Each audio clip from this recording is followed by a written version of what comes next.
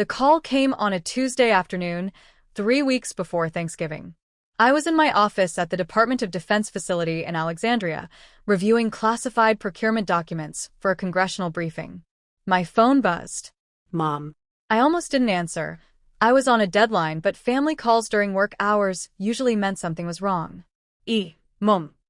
Kira, we need to talk about Thanksgiving. I leaned back in my chair, already sensing where this was going. Okay. Your sister is bringing someone special this year. His name is Derek. They've been dating for 3 months, and she's very serious about him. That's great. I'm happy for her. He comes from a very successful family. His father owns a private equity firm. Derek himself is a senior analyst at a major investment bank. Madison really wants to make a good impression. Madison, my younger sister, the favorite. The one with the right degree from the right school, the right job, the right everything. Mom, what does this have to do with me? She hesitated. I could hear her choosing her words carefully. Madison thinks it might be better if you didn't come to Thanksgiving this year. She's worried that, well, she wants Derek to see our family in the best light possible. And you know how you are. I sat forward. How I am. You work for the government. You wear those same 3 outfits. You drive that old car. You live in that tiny apartment. Derek's family is very successful, and Madison doesn't want him to think we're struggling. The words hit like a physical blow. So Madison thinks I'm an embarrassment. Don't be dramatic. It's just that this is really important to her. First impressions matter. She's worked so hard on her career, and she finally found someone on her level. She doesn't want anything to complicate things. Anything. You mean me? Kira, please don't make this harder than it needs to be. It's just one Thanksgiving. We'll do something small at Christmas. Just the 4 of us. But this year, Madison needs the spotlight. You understand, don't you? I understood perfectly. And Dad agrees with this? Your father thinks we should support Madison's relationship. This could be very serious. We don't want to jeopardize it. I sat in silence for a moment, looking at the classified briefing materials on my desk. The congressional testimony I'd be giving next week. The 3-year project I'd just completed that would save taxpayers $200 million. The security clearance badge hanging around my neck. Kira. Are you there? I'm here. So you understand? You're okay with this? I understand completely. Thank you for being mature about this. Madison will be relieved. She was worried you'd make a scene. I hung up without saying goodbye. Madison and I had never been close. She was 3 years younger, but you'd never know it from the way our parents treated us. Madison was the golden child from birth. Pretty, charming, socially adept. She'd gone to an expensive private college on our parents' dime, majored in marketing, and landed a job at a prestigious advertising firm in Manhattan. She made good money, probably around $80,000 a year, and lived in a nice apartment in Brooklyn that our parents helped subsidize. She wore designer clothes, went to trendy restaurants, posted constantly on social media about her amazing life. Our parents were obsessed with her. I, on the other hand, had gone to a state school on scholarships. I'd majored in systems engineering. I'd graduated with honors and immediately been recruited by a defense contractor, which led to my current position as a senior procurement analyst for the Department of Defense. I lived in a modest 1-bedroom apartment in Alexandria. I drove a 10-year-old Subaru. I shopped at Target and cooked my own meals. I didn't post on social media. I didn't go to fancy parties. I had a top-secret security clearance and briefed members of Congress on multi-billion-dollar defense programs. But to my family, I was the boring one. The one with the government job. The one who didn't understand fashion or networking or living your best life. Madison had made her opinion clear over the years. Still wearing that same blazer, Kira? You really should invest in your appearance. First impressions matter. I don't understand how you can be happy living so small. My parents echoed her sentiments. Why can't you be more like your sister? Mom would say, Madison knows how to present herself. Your sister's doing very well for herself, Dad would add. Maybe you should think about a career change. Government work doesn't pay like the private sector. They had no idea what I actually did. They'd never asked. When I tried to explain my work, their eyes glazed over. Government stuff was boring. Madison's latest marketing campaign for a luxury handbag brand was exciting. So I'd stopped trying to explain. What my family didn't know, what they'd never bothered to ask about, was the nature of my actual work. I wasn't just a government employee. I was a senior procurement analyst specializing in classified defense systems. I had one of the highest security clearances in the federal government. I worked on programs so sensitive that most members of Congress didn't even know they existed. My current project involved restructuring procurement contracts for next-generation satellite defense systems. The program was worth $3 billion. My analysis had identified inefficiencies that would save taxpayers $200 million over the next 5 years. Next week, I was scheduled to brief the Senate Armed Services Committee on my findings. The work was intense, demanding, and absolutely critical to national security. I regularly interfaced with generals, admirals, and senior White House officials. My recommendations influenced decisions at the highest levels of government. I made $135,000 a year, with benefits and a pension that would be worth millions over my lifetime. I had job security that private sector employees could only dream of. I had the respect of some of the most powerful people in Washington. But I drove an old car and wore the same 3 blazers, so my family thought I was unsuccessful. I never corrected them because, frankly, I couldn't. Most of my work was classified. I couldn't tell them about the programs I worked on, the people I briefed, or the impact of my analysis. National security wasn't something you bragged about at family dinners. And after years of being dismissed and compared unfavorably to Madison, I'd stopped wanting to share my accomplishments with them anyway. They'd made their assessment of me. I'd let them keep it. The week before Thanksgiving was brutal. The congressional briefing went well. Senator Richardson personally thanked me for my work and mentioned my analysis in a committee hearing. The Undersecretary of Defense sent a commendation letter that would go in my personnel file. It was one of the best professional weeks of my career. My family group chat was full of messages about Madison's Thanksgiving preparations. Madison, Derek is so excited to meet everyone. I told him all about our family traditions. Mom, I'm making all of Derek's favorite dishes. Madison sent me a list. Dad, looking forward to meeting this young man. Sounds very impressive. Madison, Mom, did you get those fancy napkins I sent you the link for? I want the table to look perfect. Mom, yes, honey. Everything will be beautiful. No one mentioned my absence. No one asked how I was spending the holiday. I was simply erased from the family narrative. On Wednesday afternoon, I received an email from my director. Kira, excellent work on the Senate briefing. The secretary was very impressed. We'd like to discuss a promotion opportunity in January. You're being considered for the Senior Executive Service track. Let's schedule time to talk after the holidays. You've earned this. I read it 3 times. The Senior Executive Service was the top tier of federal civilian leadership. It was the equivalent of making general or admiral in the military. It came with significant authority, a substantial pay increase, and direct access to cabinet-level officials. I was 32 years old, and I was being considered for one of the most prestigious positions in government service. I closed my laptop and looked around my office. Awards on the wall. Commendation letters. Photos of me with senior defense officials and members of Congress. My family thought I was an embarrassment. I laughed. Actually laughed. I spent Thanksgiving morning working out, then made myself a simple meal. Turkey breast, roasted vegetables, a glass of wine. I ate in comfortable silence, catching up on reading I'd been putting off. Around 3 p.m., my phone rang. Unknown number. I almost didn't answer, but something made me pick up. Is this Kira Jensen? Yes, who's this? This is Derek Morrison. I'm dating your sister Madison. I sat up straight. Okay. I need to talk to you.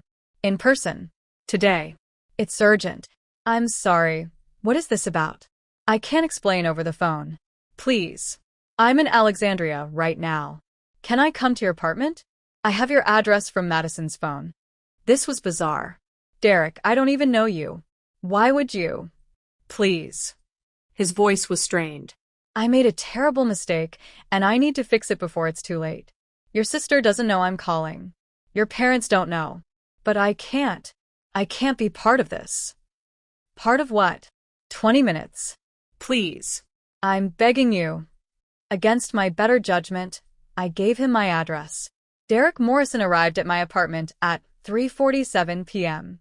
I watched from my window as he parked a BMW and walked toward my building. Tall, good-looking, expensive suit. Exactly what I'd expected. He knocked. I opened the door, but didn't invite him in. You have 5 minutes to explain what this is about. He looked exhausted. Can I come in? Talk from there. He ran a hand through his hair. Okay. I'm Derek Morrison. I've been dating your sister for 3 months. I met her at a networking event in September. She told me about her family, successful parents, close-knit, traditional values. She invited me to Thanksgiving, said it was a big deal, that she wanted me to meet everyone. And 2 weeks ago, she told me about you, her older sister. She said you were difficult, that you didn't really fit with the family, that you'd probably be at Thanksgiving, and I shouldn't take anything you said seriously because you were jealous of her success. I kept my face neutral. Go on. Then last week, she said you weren't coming after all. Said you were busy with work. I thought it was weird, but I didn't push it. Madison seemed relieved. Derek, why are you here? He looked me directly in the eyes. Because this morning, I overheard your mother talking to your father. She said, I'm so glad we convinced Kira not to come. Madison was right. She would have embarrassed us in front of Derek's family. And your father said, poor Kira. But she understands. This is Madison's time to shine. My stomach tightened. I asked Madison about it. She tried to brush it off, but I pushed. She finally admitted that they'd uninvited you. That they told you not to come because I was coming and they didn't want me to see the unsuccessful sister. She said it like it was no big deal.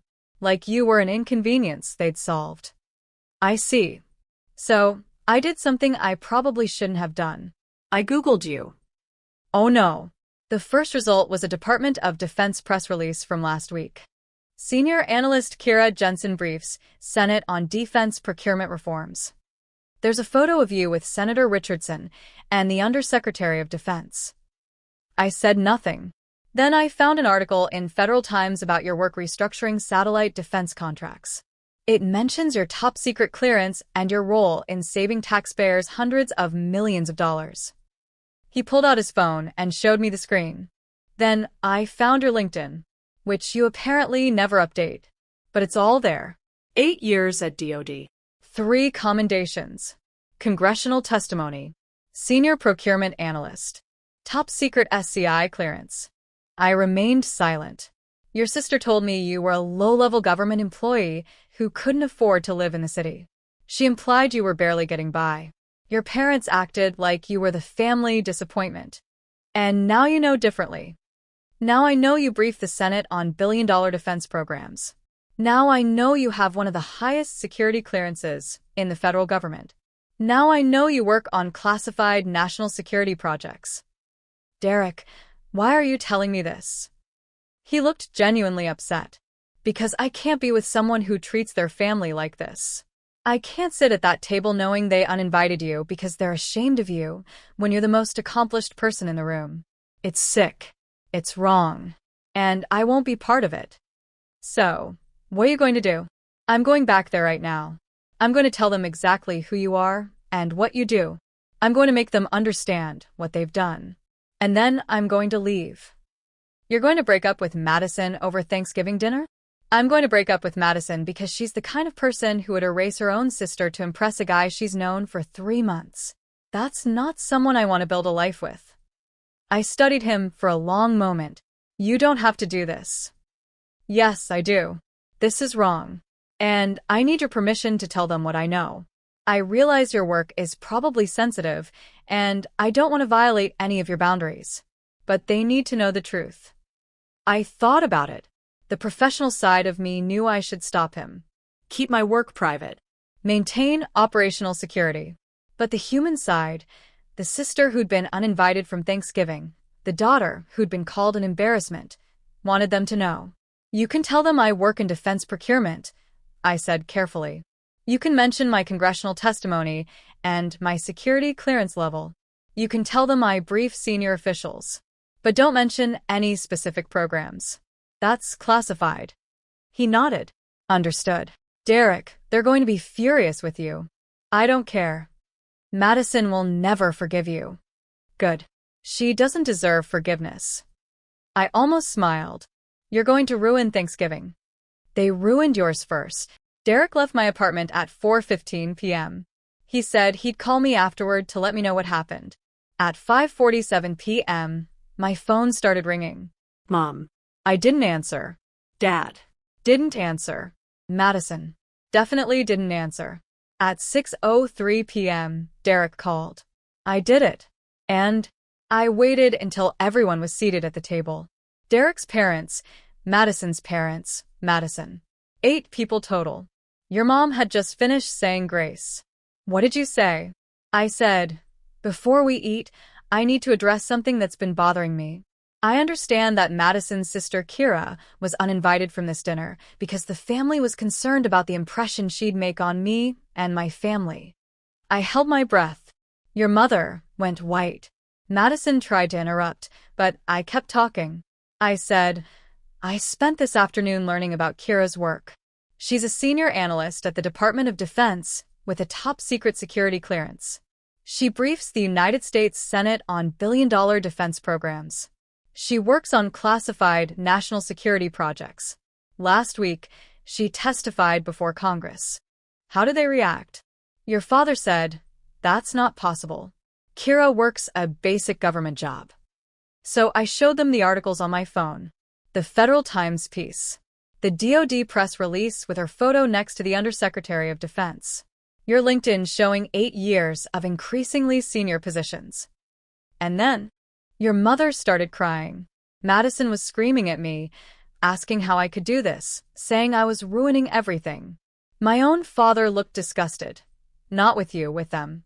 He said, you uninvited your daughter because you were ashamed of her government service? Do you have any idea how difficult it is to obtain a top-secret clearance? How much responsibility that represents? I sat down on my couch. I told them I couldn't be with someone who would treat their family this way. I told Madison I was leaving and that we were done. My parents left with me. Your family was still sitting there in shock when we walked out.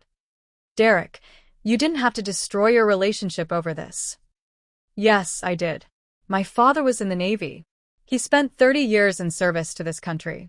The idea that your family dismissed your work, dismissed you because they don't understand what you do?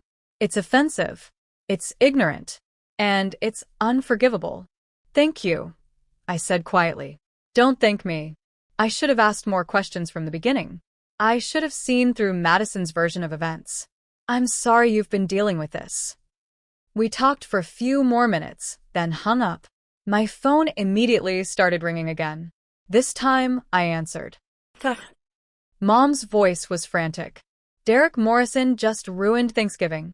He showed up with these insane stories about your job and... They're not stories, Mom. They're facts. You never told us you were doing anything important. You never asked. That's not fair. You said you worked in government procurement. We thought. You thought I was unsuccessful because I don't live Madison's lifestyle. You assumed I was a low-level employee because I drive an old car and live simply. You never once asked what I actually do. Well, how are we supposed to know you were doing whatever Derek said you were doing? You could have shown interest in my life. You could have asked about my work. You could have treated me like I mattered. Of course you matter. You're our daughter. Then why did you uninvite me from Thanksgiving? Silence. Mom, you told me I was an embarrassment. You said Madison didn't want me there because I'd make her look bad to her boyfriend. You chose her comfort over my presence. It was just one dinner. No, it was a choice. You chose to exclude me rather than defend me. You chose to believe I was unsuccessful rather than ask about my success. You chose Madison's version of reality over me. Kira, please. We made a mistake. We didn't understand. You didn't want to understand. There's a difference. I hung up. Over the next 3 days, the calls kept coming. Dad tried the logical approach. Kira, we need to discuss this situation rationally. Obviously, there was a miscommunication about your job. If you'd been clearer about your responsibilities. Dad, I testified before Congress. It was public information. You never looked. Well, we didn't know we should look. You didn't care enough to look. Madison tried anger. You ruined my relationship. Derek broke up with me because of you. He embarrassed me in front of his parents. How could you do this to me? I didn't do anything to you, Madison. I wasn't even there. Derek made his own choices based on how you treated me. This is all your fault. You've always been jealous of me. Jealous of what? Your advertising job? Your Instagram life? Madison, I brief 4-star generals. I work on programs that protect national security. I don't need to be jealous of you. She hung up on me. Mom tried guilt. Your sister is devastated. She really loved Derek. Can you please call him and explain that this was all a misunderstanding? It wasn't a misunderstanding, Mom. You uninvited me because you were ashamed of me. That was intentional.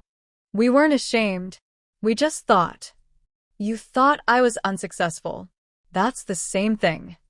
Various aunts and uncles called after hearing the story. Most were supportive. Aunt Rachel, I always knew you did something important. Your mother bragged about Madison constantly, but barely mentioned you. I should have asked more questions. I'm sorry. Uncle Tom, your dad told me you work on classified defense stuff. That's incredible.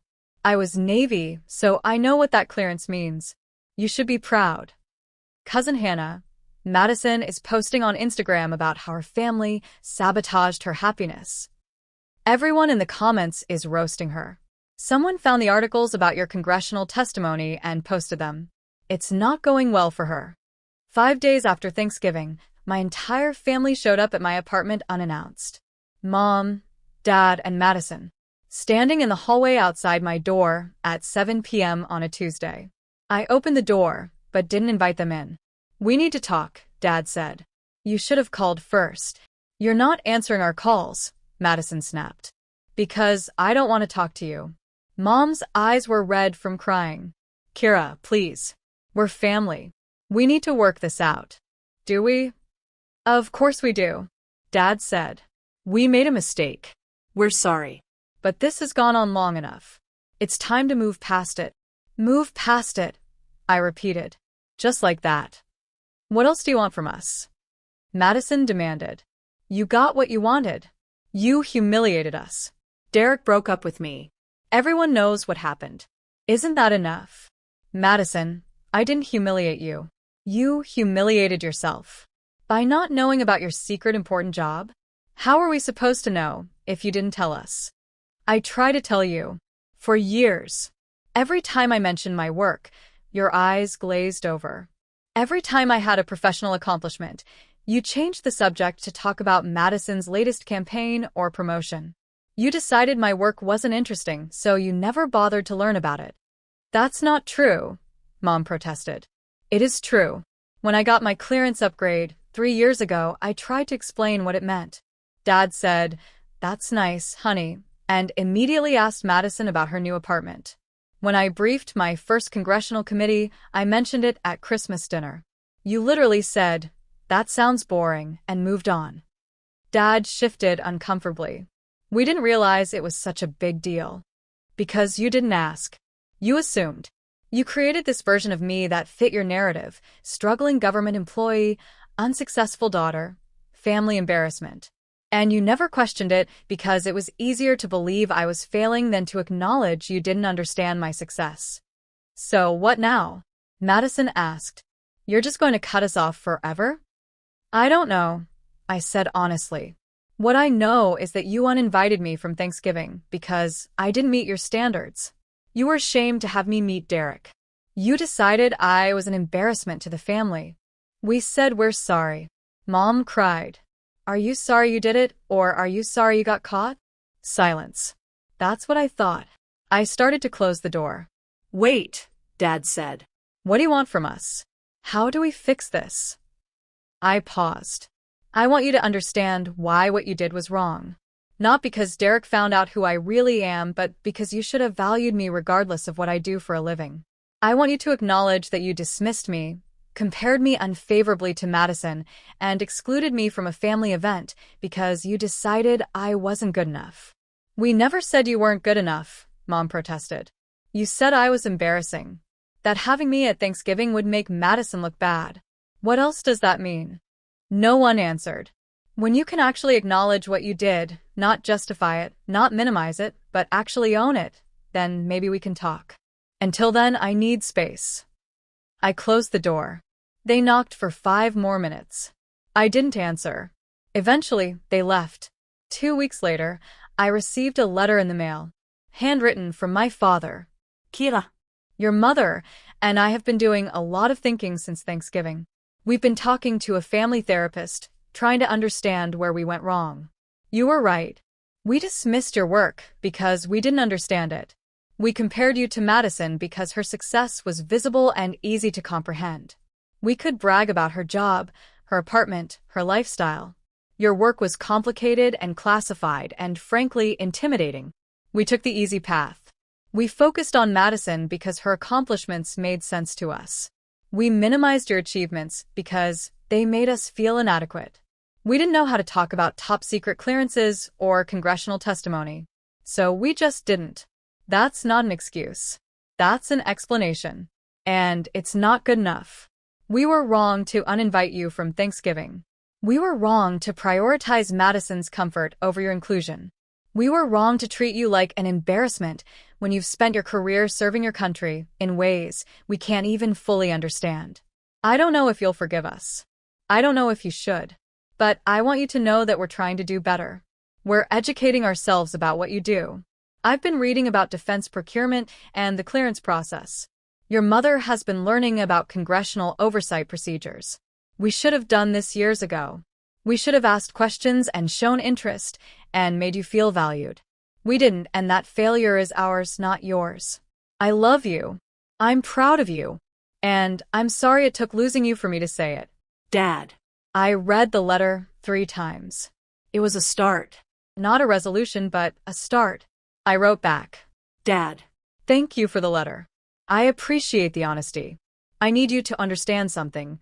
The hurt isn't just about Thanksgiving. It's about 10 years of being dismissed, compared, and minimized. It's about being the daughter you mentioned as an afterthought. It's about watching you celebrate Madison's every accomplishment while treating mine as irrelevant. The Thanksgiving uninvitation was just the moment I couldn't ignore it anymore. I don't know how to rebuild this relationship. I don't know if I want to. But I'm willing to try if you're willing to do the work. Real work. Not just apologies, but actual change in how you see me and value me. I'm not asking you to understand my job. I'm asking you to respect that it matters, even if you don't understand it. I'm asking you to treat me like I have value beyond how I compare to Madison. If you can do that, maybe we can find our way forward. Kira. It's been 6 months since Thanksgiving. My relationship with my family is slowly rebuilding. Emphasis on slowly. We have dinner once a month. The conversations are careful, deliberate. My parents ask about my work now, general questions I can answer without violating security protocols. They listen. They don't compare me to Madison. Madison and I are cordial but not close. She's dating someone new. She doesn't mention her career as much around me. I think Derek's departure taught her something, though she'd never admit it. The real change came 2 months ago, when I received the promotion. I'm now a member of the Senior Executive Service. At 32, I'm one of the youngest people ever to reach this level in defense procurement. The position comes with significant responsibility, a substantial salary increase, and direct access to senior Pentagon leadership. The swearing-in ceremony was attended by the Undersecretary of Defense, 3 senators, and a dozen senior military officers. I invited my family. They came. I saw my father's face when the Undersecretary spoke about my exceptional service and dedication to national security. I saw my mother's tears when Senator Richardson mentioned my critical role in modernizing defense procurement. I saw Madison actually look proud. After the ceremony, My father hugged me for a long time. I'm sorry I didn't see this before, he whispered. I'm sorry I didn't know. You could have asked, I said. I know. And I should have. I promise I'll do better. It's not perfect. It's not fixed. Years of dismissal and comparison don't evaporate with one apology or one ceremony. But it's something. Last week, I ran into Derek Morrison at a coffee shop in Georgetown. Kira. Hey, how are you? Good. You?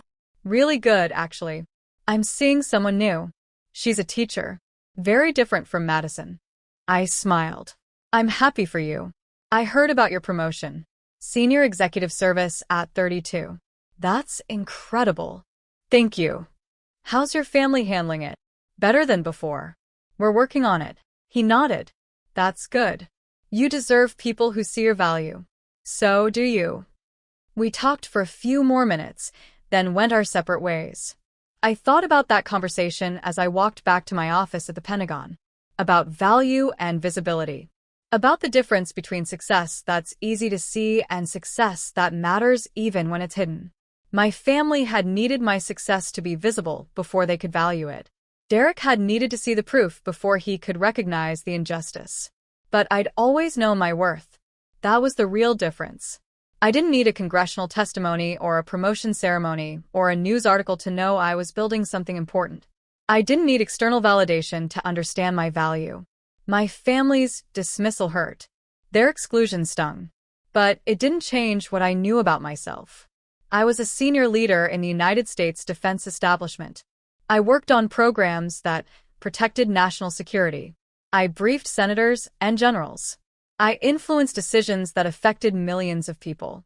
I was exactly who I needed to be. And whether my family saw it or not, whether Madison understood it or not, whether anyone acknowledged it or not, I was successful. Not because of the title or the salary or the ceremony, but because I'd built a career based on service, competence, and dedication to something larger than myself. That was the real story. Not the Thanksgiving uninvitation. Not Derek's intervention.